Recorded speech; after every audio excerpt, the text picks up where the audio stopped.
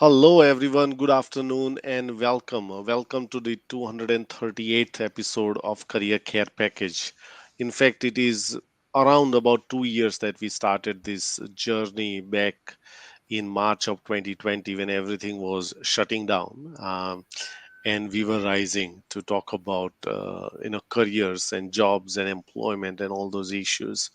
So it's been a hell of a ride, but thank you again, all of you, for continuing to support us during this time. And hopefully that the things that we talked about has provided immense value and knowledge and insights to you and your endeavors. So thank you again for joining us today. And before we dig deeper into today's topic of how to spot people who know people, right? That's an interesting one. We are going to take a deep dive into that. But before we do that, let's welcome Caroline Brown. Thanks, Nash. It's great to be here. And I'm back in Paynesville, where we originally started broadcasting from 2 years ago. And yeah, it seems like what a ride, really. And I think it's great to reflect on how many shows we've had, how many people have met people and connected from this show. I mean, you're doing an event tonight where I think a bunch of people got to know each other from appearing on the show. Yep. So I think we should give ourselves a big clap or a big pat on the back for Career Care Package. And I'm really excited about today's topic about how to spot people who know people, because essentially it's about how to, what's a great way to use LinkedIn and how to actually overcome some of the fears that people have about connecting with strangers, but also being able to pick the right people that can give you a boost or in your job Hmm. search as well. So I think it's a topic that I think we both make assumptions about how people use LinkedIn because we've been using Yep. it for years in a way that's worked for us, and that's been a lot of connecting and a lot of reaching out to strangers. But a lot of people just for other people to connect with them, and I forget that quite a lot. So I think there's a lot of fear around using LinkedIn in general. Yep. Yeah, agree. Right, let's kick off the discussion. We've also got a example that Caroline has prepared. We'll show it to you. And as usual, if you got questions, anecdotes, something your personal experience, please drop those comments in the chat box so that we can take those questions as well. I think one of the fear also in my view stems from what have I got to showcase, or who am I, and whether Yeah. I feel confident, I feel okay in whatever that I've done so far. Because a is that you usually you reach out to somebody when you are looking for work. I think that's Mm, the whole standard way that it has worked so far. Less and less people are reaching out to, once they get a job, less and less people are reaching out to do some meaningful connections anyway, mm, so in the context of looking for work, people say, what if I reach out to him or her? Um, I, I think the first point is that if you've got a decent LinkedIn profile with a decent photograph, with a profile section that says a lot about what you have done so far and where you are headed, I think you'll feel more confident mm, about that thing. It's like you've got a cocktail party to go to and you feel, I don't have great you know trouser or great dress with me. How am I going to really mm, go into this party without looking after myself? But once you get that, you feel a sense of confidence that, what, I've done what I could. I'm going to go to the party. Whatever happens, happens. But at least, even though if I send a request or send a message to someone, they're going to look at who Naishad is and say, what, that seems very decent. He's got his photo there. He's got a good profile banner there. He's got a mm, good LinkedIn profile there, and he's also talking about things that is, kind of relevant to what he's doing, or he or she is mm, doing. I think that itself is should be the first step. We should not ignore that, and so it will give you that sense of confidence, mm, absolutely, 100%, to take Yeah. that conversation forward about that. Yeah. It's interesting analogy about the cocktail party because we go to cocktail parties or LinkedIn if you want, and we think that we might be the most boring person in the world, got nothing to offer. What are you going to say for small talk? Da, da, da. But everybody feels like that. So everybody has some sort of trepidation, I think, generally around reaching out to people that they don't know. It's am I an imposter? Am I up to the task? Mm, Why would they connect with me? Are they going to think that I'm going to be hitting them up for a mm, job? Da da da da da. But I think some of the mistakes that people make is, like you said, not having their profile filled out in a way that it doesn't have to be perfect. mm, You just have to sound like a human being, a mm. credible human being. Yep. Like you've got your experience section filled out, you've got your headline, you've got your photo up, like so you look like a reasonable human being. So that person isn't when you reach out to them, they're not figuring out why is this Mm, person reaching out to connect. And those things have been shown by LinkedIn to actually improve your rate of connection, especially a photo. A photo of you as a human will increase the number of clicks you get on the profile and the number of people that actually say yes when you yeah. reach out to connect. So, yeah, so I think that's the general. If it helps anybody Mm, watching this about connecting, that general fear is a fear that everybody has, and I think if we talk about it, we can show that it's a fear. And yes, we fear strangers in the unknown, but if you're sitting in that place, it's not going to get you anywhere. And what we've found with the Straight to Shortlist challenge that I mm, do with people is that you generally get between, I don't know, about a 50 to 60% connection yes rate. So you're mm. reaching out to two strangers, Yep. and about 50 to 60% of them will say yes if you've got a connection message. Yep. Because if you don't have a connection message and there's nothing that they could see on your profile that's in common, what you'll Yep. get is, I won't connect. And you will get some people that just won't connect. That's, Exactly. in the Yep. numbers. But yeah, without that background in your profile, Mm. you'll get more people that, and no connection message, you'll get more people that won't say yes. Yeah. Yeah. And more people Absolutely. that will say no. I'm trying to make sense of myself.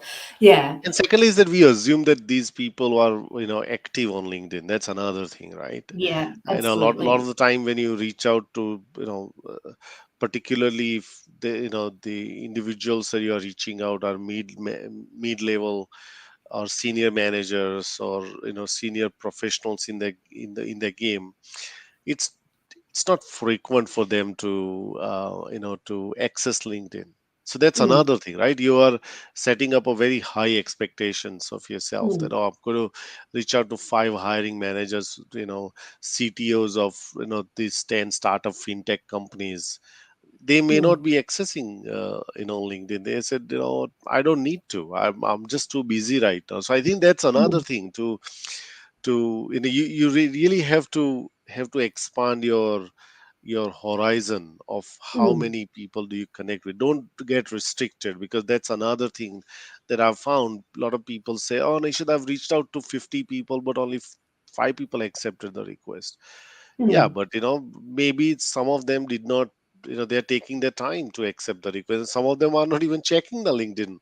Yeah. When I can send a quick example, KB, I sent, and I think I shared that with you, the LinkedIn interaction.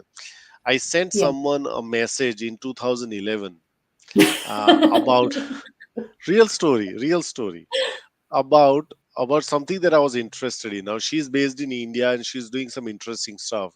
So I reached out to her, and 10 years later she wrote back to me and said, "Oh, sorry about the delayed response, I'm sorry but about the 10 years that have passed. but What were you but what doing? is I that? don't know. But what is that you want to know about my work?" And I said, "God, that's like But you know 10 what, years, Rach? right?" Isn't So that so isn't that's that what an happens. Yeah, indicator of somebody that's not really using LinkedIn that much? I mean, exactly, right. I get hundreds of messages. So anybody that like from 10 years ago, I've no idea, basically. But yeah, people don't. I mean, that's the other thing too, is don't take it personally. I like they don't know you. So even if they've Mm, looked at your profile, I mean, I don't accept everybody's connections. yeah. If I don't know them, well, not no, it's not if I don't know them. if I don't know why if there's nothing that I can see that's in common, we have in Yep. common, and they haven't said why they want to connect, like, because you do look at it also, what's in it for you. Like, Yeah. I don't, if you're, somewhere in an obscure, very, very far away from Australia, and you've got nothing in your profile, and there's nothing to say why you want to connect, then Yep. I don't, it doesn't seem to me much point to do that. Yeah. So, Absolutely. but it's, again, that decision isn't a personal decision, right? Because I Mm. don't know them. So a lot of people do take that rejection very personally. But what I'm rejecting is the approach, not the Yeah. person. So I think Yeah. that's important too. So Yeah. Yeah. um, Yeah. Sajid Kumar has said personalized connection requests can result Mm. in better conversions, and I think probably they can. Yeah. Um, Absolutely. I know there's been a bit of debate about that, about whether you actually do put something in the connection request. But Mm. I never feel comfortable reaching out to somebody that I don't know without a message in that connection request. So, I take differently. If I'm, because LinkedIn throws a lot of relevant connections at me. So somebody mm, sent me a connection request, then if I accept, LinkedIn say, oh, these are the more relevant connections for you. And if I think yeah, that they are career practitioners, career coaches, interview coaches, I just send yeah, them the request because yeah, I think they are more likely to accept my request, just mm, knowing that I'm in the same vocation. There's mm, nothing that I'm asking from them. It's just to expand my network.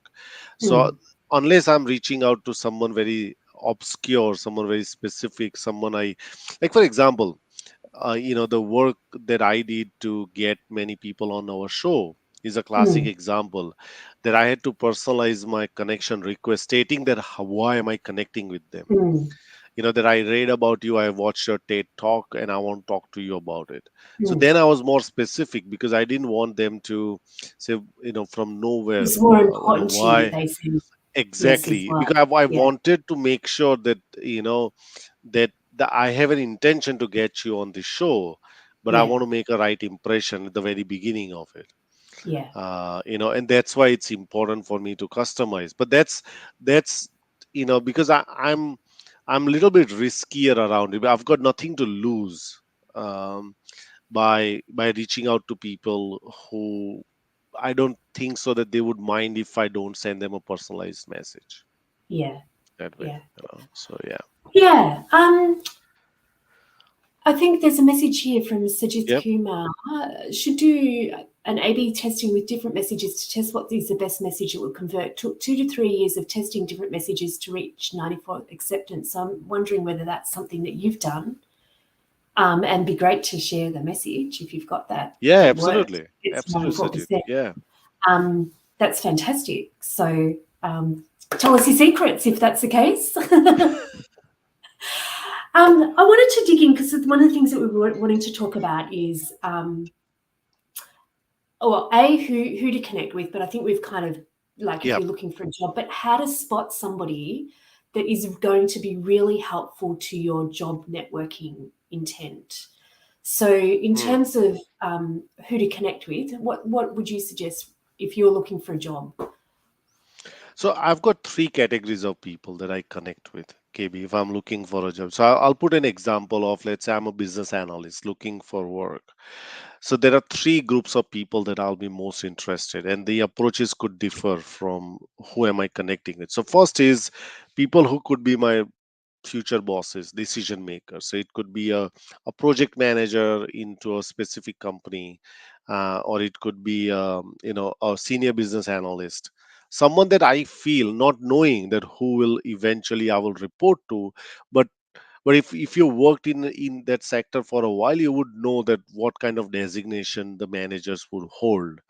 So that's one group of people, and I'm reaching out to them from a point of view that if they are currently looking for any resource for their within the team or not. I'll give my example. I'm finishing my current role with Melbourne Law School, and someone asked me to reach out to a particular university, and she said, look, they might be looking for someone. So I reached out to the manager, and directly with a view that, look, I'm reaching out to you to find out if you're currently employing or looking, have you got any future projects in pipeline where you can utilize someone with my skill set, and this is what I've done.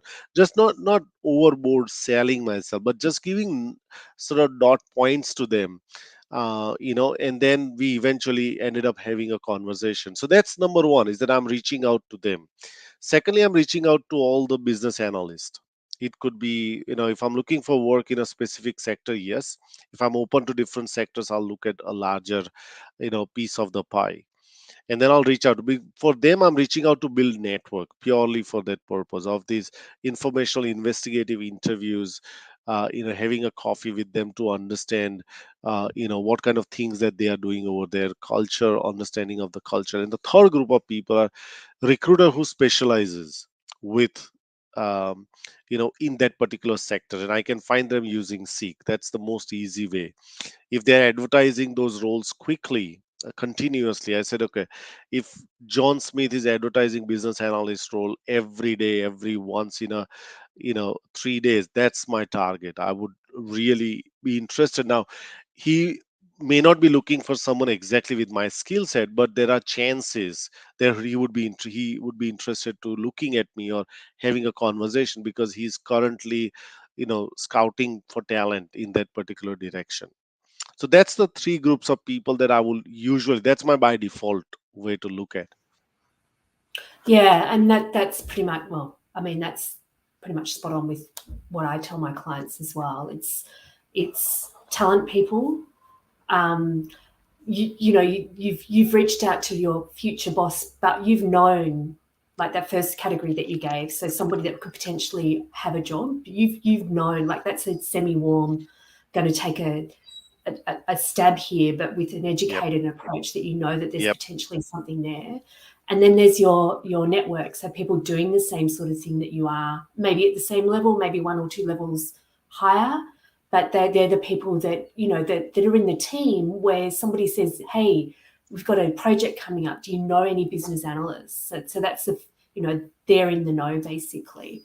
So yeah, they're the first of um, the categories that I would suggest. There's another category that kind of fits in um, both of those. It's the hub type Mm, person. So the hub person who's a booster can be a mm, person that is the business analyst, for example, that you're seeking advice from, or they could be your potential boss. They're generally not talent acquisition people mm, or recruiters. So boosters are people that actually intrinsically they're a character type person. They mm, intrinsically understand the value of networking. mm, They're on LinkedIn because they appreciate that that's a tool for networking. And if you make the right impression on them, if you're there to you've got a genuine connection that you want to have with them, they're most likely to refer you a job lead, to give you some great advice, to pass your CV along, to recommend that you speak to other people, mm, in the sector. And that's happened with a number of my, clients that I've worked with, mm. and I'm sure you've worked with. They're that booster type person, maybe 5% of the population. I don't know what the numbers are, Yeah. but they're that person that you, in all of this outreach, you want to find Yeah. on LinkedIn, because they're the ones that genuinely care about the experience of other people, and Mm. genuinely want to contribute to their profession, and genuinely want to connect with people. They're just helpful people. And they do exist. So, Absolutely. um, One of the yeah. characteristics that I can think of, KB, is a lot of people, specifically who are super connectors, also run a lot of events and meetups and Mm, things. Like, if I think we both know Sridhar, a few years back, and he found somebody who does meetups with, yeah. specializing in SAP. Mm, And a lot of these super connectors, or super duper networkers, do these events or meetups or live webinars or meetings, or they do mentoring to make sure mm, that they are giving, back to the same community who's given them a lot. mm. So that's another way to look at super connectors. Mm. Or hub And you hub can is step another by one. step. Yeah. Yeah, you can spot them like that, which is what the promise of our episode was, how do you spot people who know people and are willing to connect you up? Um, so they are people that, well, a lot of the time they will be running a meetup or running a LinkedIn group or a member of an industry committee that they might have on their profile. There's something to show that they're actually at a center of a network. Mm, Um, and generally, people that organize these things or lead these things often do it by them, like they're the driving force, so they do need help in some way. But mm, that's a side story. So yeah, they're an organizer of something. Often they'll say on their profile, mm, interested in networking or contributing or da da da da da. So you can pick it that way. You'll also see them, and not always an indicator, and we're going to discuss this a bit later on as well, but they are quite active. So they yeah. will be um, putting genuine comments on other Mm, people's stuff. They will be sharing their own stuff. So you can see on that front section of their profile where it talks about their activity, that you can see that there's a lot of recent and genuine interaction that mm, they have with mm, people. And then mm, the other thing is, and it sounds really basic, is what we were going back to before, their profile is filled out. Like, they have information on their profile that, they've taken some time and care over that. So there are ways that, like, when I'm working with people on the Straight Shortlist Challenge, we go and seek those people. We look at like industry committees or industry events. We see who's on the committees. We see who's in meetups. We see who's a group leader on LinkedIn, because it's a good indicator that mm. they will be very busy, but they're probably likely to be helpful as well. Yeah. So yeah.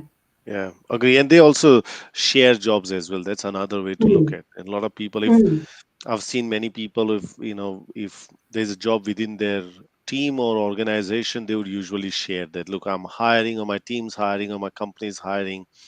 That's another indicator of people who may not consider themselves super connected, but they are interesting enough for you mm, to connect with them and take the conversation forward. mm. So that's what I would suggest. And Mandeep's got a question. Sorry, I've taken a couple of minutes to get to it, but what is the reason people are accepting the connection request but not responding to the catch up? And that happens. Like, Mm, again, I would suggest, like, with clients that I've worked with, from you've connected, they've said yes. And so then you make an outreach to catch up further. You probably get about a 50% to 60% yeah. acceptance rate if you've done it well. And I'm going to show you an example of an outreach that's worked well. But generally, I mean, some people just have said yes and they've got no intention of whatever. But generally, if you make it clear to them and they understand the Mm, value and they understand what you want from them, and you look like a credible professional, and it's not going to take them too long, a lot of people will say yes to that. yeah. I think William gave some great advice on our last Yeah. show, which was like, if you ask for a job, you'll get advice. If you ask Mm, for advice, you'll get a job. And I love yeah. that saying, and that's held true Yeah. if you're doing the informational Yeah. type thing, because your outreach to somebody before was, you knew that there was a possibility of a job, so it's a different kind of thing. But when you're doing kind of like, I'm networking to tease out where there might Mm, be opportunities, then you're actually seeking advice. You're not yeah. seeking a job. It's great if one's there, but you're not specifically, that's not the purpose of the meeting. So I think, if also on that point, if people feel that you're going to just hustle for a job and put Mm, them in an uncomfortable spot immediately, people don't mm, like saying no or have pressure put on them. So you'll probably get ignored or mm, ignored for that, basically, that request. yeah. Yeah. Yeah. Absolutely. And my view is that people react to things that how it appears to them. If I'm going to hold a ball and throw it to you, you're most likely to catch it. If I'm going to hold a book and throw it to you, you're most likely to duck it. So I I think love people that analogy. Yeah. react to how that thing appears to them. So Mm, if the thing appears to them that look, it's another person asking me the same thing, or it Mm, appears that, look, I know the intention behind it. And those are the things which are natural for people to go through. I think, uh, some people do not respond because they have responded previously and they have been burnt. That's how they don't respond. mm, I don't know, I'm just making things up right now. That's how people don't respond. I know one of the person approached me, I think 3 years back, or yeah, around 2 3 years back, and she said, "Oh, I'm really interested to build my career as a career practitioner. I'm doing this advice right now. Would you take me as a mentee?" And I said, like, we talked and said, yeah, sure, why not? So I got her involved into one of the mentoring session, and then she just disappeared from the earth completely, right? So then mm, if somebody else comes to me, I said, do I want to waste my time again? That's, as mm, a person, that's what I would think, right? And that's precisely is the point. Some people will be burned from previous experience. Some people may read and say, look, I'll respond to it when I have time, because I'm just mm, too busy, right? So it could be varying reasons, Mandeep, not exactly knowing. And also, if you want to send one outreach example to me or Caroline, will be able to dissect that and can tell mm, you exactly what you could improve on, to make sure that your chances are enhanced, in that mm, case. But it's too difficult, and that's why my view has always been, Caroline, in this one, is that you go volume with this, mm, right? You go absolutely volume with. Don't get restricted to 10 messages. Do 50 messages. That means that you'll have to spend 1 hour day extra to do that. That's more powerful, because if you're getting 5% responses, that means that if you want to get 10 meetings a month, that means you got to increase mm, those outreaches, right? mm, And that's why it is incredibly important to have a decent LinkedIn profile that followed by everything else that we are talking mm. about. I think volume, yes. I suppose it's like, for a weird way, people sense a genuine intent. So if you're just spraying and praying, then it's not genuine, and people do pick that up, I think. So, um, but having said that, there are probably 50 people that, I mean, I know there's 50 people that I could certainly connect with in my realm, if I sat down and worked it out. So yeah, I think, don't. I think people underestimate the number of connections requests it'll take to get to where you want to go to meet Yep. people, for sure. But I don't agree with just, oh, they look interested, because I've seen people, despite my fantastic advice, go ahead and do that, and like, oh, I made all these connections, and that's fantastic. But then it's like, so what are you going to do with those? So, Yeah. this has been quite intent, like having an intent behind it. People do sense that. So, um, yeah, and Yeah. going back Absolutely. to who's likely, like, who can you pick with a certain level of confidence somebody that's likely to say yes and be helpful to you. Yeah. So, yeah, I wouldn't sort of send out thousands, because I Mm, suspect LinkedIn might flag you for spamming as well. So mm, I just wanted to touch on that point that we discussed earlier yeah. around how, there is a lot of, shall we say, fakery on LinkedIn as well. It's, Yeah. That's right. Yeah. Yeah. and I think you're the you're way that people you're are being very kind, but manipulating yeah. the way that people are manipulating the algorithm. So, how do you spot that? Because you can get sucked into thinking that that person is going to be really helpful and pin your hopes on them. So, what's the difference, would you say, between a genuine connector and a algorithm player? Is probably the best way to put that. Yeah. Look, I think I think it's very easy to notice them, because they are sharing the same thing and love your work. Good on you for doing that. Way to go, good on you, girl. You got this, everything. There's like really non thought out responses just to Mm, game the algorithm. you know they are not the people that I would reach out to. Even though if I reach out, they might say, yeah, what, I'll definitely help you out and everything else, but they would never do it. I don't remember what those connectors were called when we spoke to Steve Dalton. He said something about them. That those people Obligate. who, yeah, those people who say they're going to do it Yeah. and then don't Yeah. do it, they are the worst, because you are living in a false hope then. That, Yeah. oh, Naisha that said yes, Naisha's got great connection. Naisha goes going to help me out. But Naisha, it's just like, you know what, I just want to get you off my back. So I'll say, look, Yeah. yeah, I'll have a look at it. We'll see you later, Yeah. right? And that's a wrong one. So you can easily make that out. Now, not necessarily that all the people who are super networkers won't do it, right? You can try and taste it out, but you can imagine somebody with 30, 40,000 followers or 50,000 followers, and if you're trying to reach out to them, unless there is a media interest for them, unless there is a business interest for them, Unless they you're are most Oprah, the likely Oprah to. Winfrey show, that's Exactly, right? Then they are most likely to yeah. reach out to you, right? Otherwise, don't even try to. You can have them as a connection, enjoy what they do.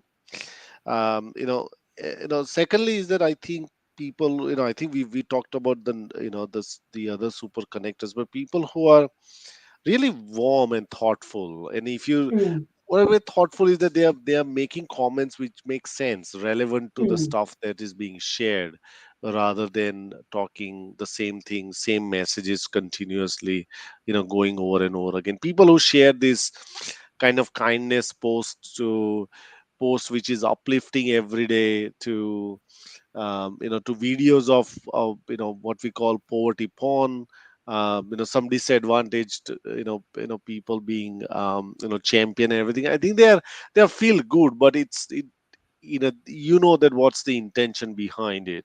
You can enjoy it, but I doubt whether those super connectors are going to be directly helpful to you.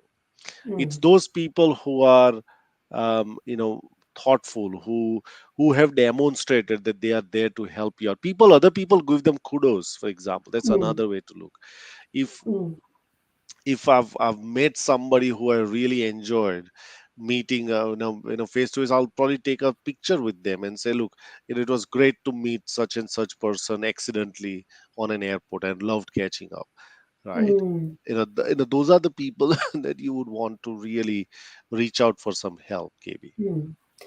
I'll give you a great example, another little story. Again, one of my clients, it was during lockdown in Melbourne, or it was when we went locked down for a few weeks or whatever. She she was from overseas, from Colombia, and she arranged to have a coffee with somebody who'd had the same background, that had come to Australia as a skilled migrant, was doing a role similar to what she was interested in, was active on LinkedIn. So she went and had a coffee with him, and then he connected with her story, like what it's like to not know anybody and be trying to navigate your way into a foreign market and build up your relationships and knowledge. So I think by the time she'd gotten back home, he'd written a post about meeting her on LinkedIn. It's the same sort of thing, and said, everybody, please welcome this lady. I just met with her. She really impressed me for these reasons. Please connect with her. And I think she picked up 20 or 30 connections from that post, because that guy was really active within the change management community. And it took him 5 minutes to make that post. And that's like, you talk about sort of these networking hacks and trying to find those people. One person introduced her to, you know, 20 or 30 people that then she reached out with and Mm, followed the same process because she'd had that endorsement. yeah. So, and she could tell that that person wasn't really gaming the algorithm on LinkedIn, that they were genuinely there because they genuinely were interested in people and wanted to support the community. So, yeah, there's some great instances of Mm, where that happens, basically. absolutely. Yeah. Absolutely. Do you want to share that outreach example now, KB, Yeah, before we so this wrap is up? an outreach example. I've Mm, modified the story a little bit because it's from a client, and I just wrote it out really quickly. So if there's any typos in there, I'm sorry, basically. And I go through the things that I include, that I suggest that people include in this mm, this meeting, or in this email that you follow up from your connection request. So I'll just put it up. We'll see how we go with that. Um, Can I scroll up and down? Oh, it's a slideshow. Okay, so there's in your outreach, and I think Mandeep, this is an approach that gets people to say yes, and it's a Hmm. genuine yes. Because Mandeep asked that question. The first thing you want to do is make them feel like you've reached out and you've actually picked them personally, right? So it's not like you're spamming, it's not like you're sending the same email to everybody.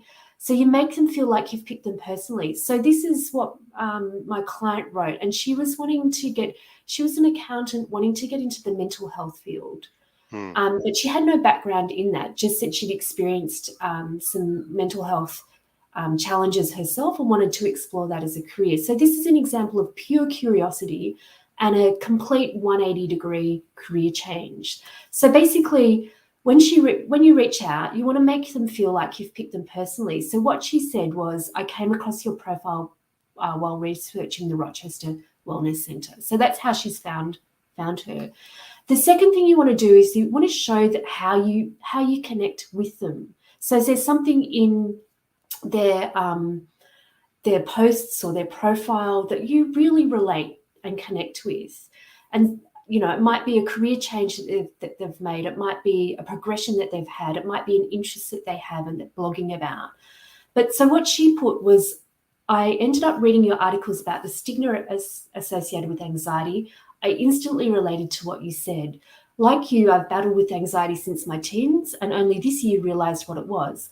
I love the fact that you're prepared to openly come out and write about your struggles with mental health." So she's connected with something that person has put up and written about on LinkedIn, and written about it a few times as well. So that's point number two about what you want to include in that kind of outreach. Then what you do is just introduce yourself, but don't go into 25 paragraphs about your background, because there'll only be one or two things that is important for that person to know about you. So for this client of mine, we didn't go into a spiel of what she did as an accountant. We just said that she's really passionate about mental health and that she's looking to make a career change to help people who've gone through the same things that she has. And that's why she was looking at the Rochester Wellness Centre. So it's just brief. You can just say, "I'm an accountant exploring a career change in da da da da da," or "I've just completed this qualification as a business analyst or project manager, and I'm exploring how to get my first professional opportunity." That's it, no more, because that bit's about you, not about them as well. So, and then you want to just state what you want from them. People will reject a connection, like an outreach email, if they can't, if they have to guess, if they can't see, if they think that if they have to guess and they can't see that they can answer your question, um, that they're not worthy of answering your question, they don't have the experience, or if they just can't see that they can't answer your question, you're likely to get a no. So basically, what this client of mine wrote was, "I was hoping I could meet or talk with you briefly. I'd love to chat to you about how you came to start your career." And the slides over it, so I can't see the last line, but I love the fact that you're prepared to come out and say that you're not perfect or something like that. But it's basically the thing that she wrote there about why she wanted to meet them was, "I'd love to chat with you about how you came to start your career," because that's a part that's the position that this client was in, and that's the information that an experienced person in mental health could realistically offer that client of mine. And so this email is probably a little bit longer than what I would normally suggest. You'd want to try and keep it to about 100 words, 100 words, 100 characters, 100 words, I think, because people will be reading it on their phone, and on your phone, generally it seems like a lot. And again, people really just want to get to the point of, who you are, what you want from them. Can they answer that question? Do they trust you, basically? So that's a structure that I include in every single email that I recommend that people send out. It works, around